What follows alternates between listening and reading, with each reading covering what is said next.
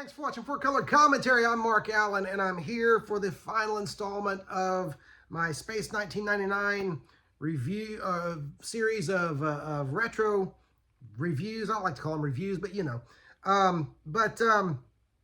They're just a look back at these great Bronze Age comics, Space 1999 from Charlton. This is issue number 7, the final issue of the series. If you'll notice right off the bat, a little bit of a different look as far as the art on the cover. That is a Pat Boyette cover.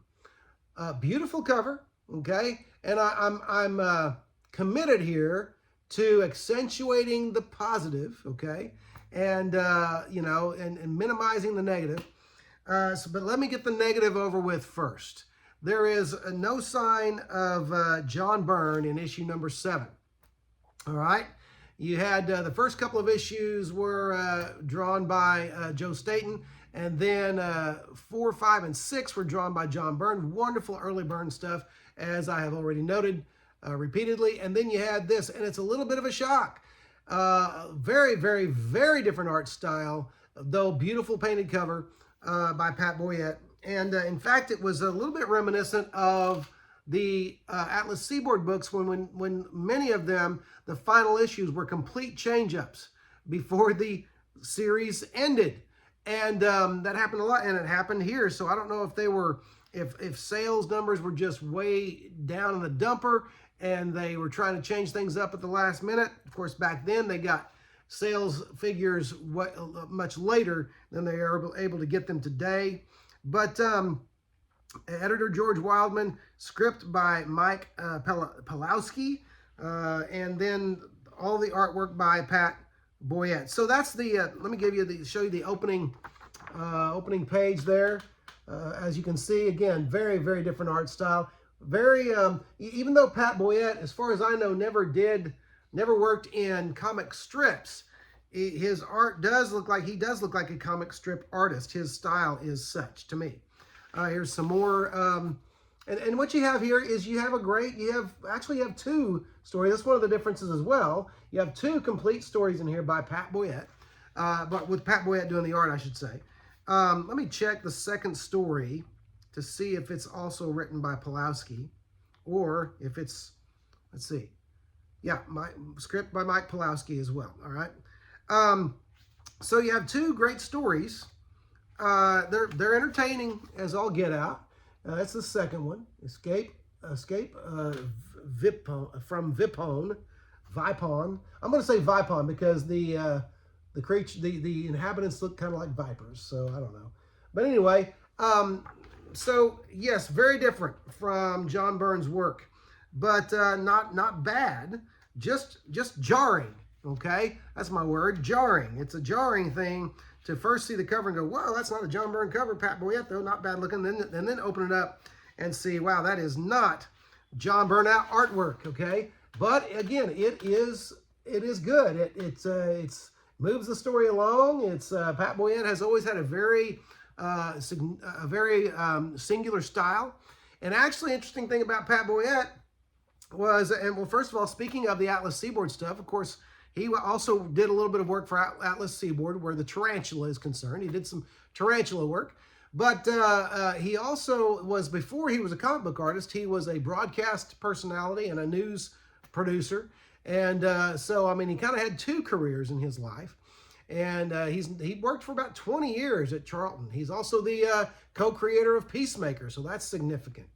Died in 2000, and so, you know, anyway, he was evidently quite a guy as far as just having a couple of different professions and then making a name for himself in each one. But I'm going to say Boyette made a name for himself, obviously, as the co-creator of a character now that has its own, or had its own TV show and has appeared in at least one big budget movie. And so, anyway, so Space 1999, again, another interesting thing about it is Space 1999 number 7 introduces a new character, and the character's name, oh, help me, let me get it here.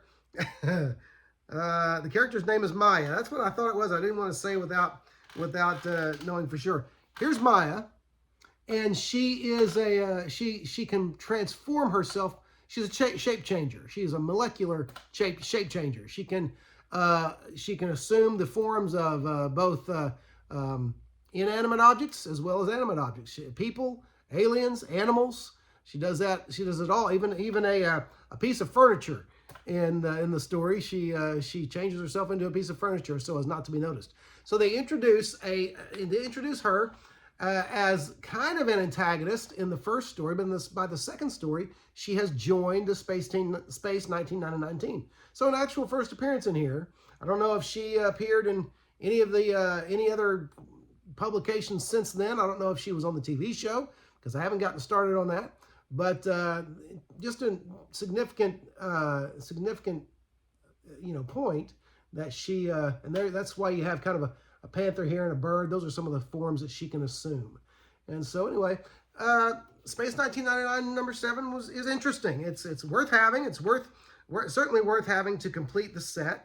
But also it was significant in and of itself. Completely different book than anything that had come before in the series. So anyway, I'm trying to find here's a couple of panels of her turning into a bird. And so, you've got her being a significant part of the team in the second series and even helping or in the second story and even helping the team out in the first story. But anyway, that is Space 1999 number 7. I do recommend it. I recommend it because it's part of this short run series. I recommend it because it's a really interesting contrast to what had come before, but I also recommend it because it's the first appearance of a character, and even if it was just a one-off, it's just an interesting story and a beautiful painted cover, as I said before.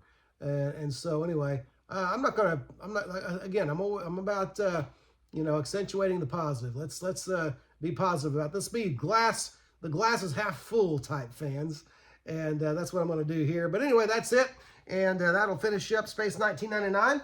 We'll move on to something else, and but I do have some more. The early John Byrne work made me start looking at some other John Byrne material that I will also be throwing up on the channel. That's not a really good phrase to use, but I will be presenting on the channel. How about that? I'll be presenting on the channel very soon. But anyway, don't forget to like, comment, and subscribe, especially comment.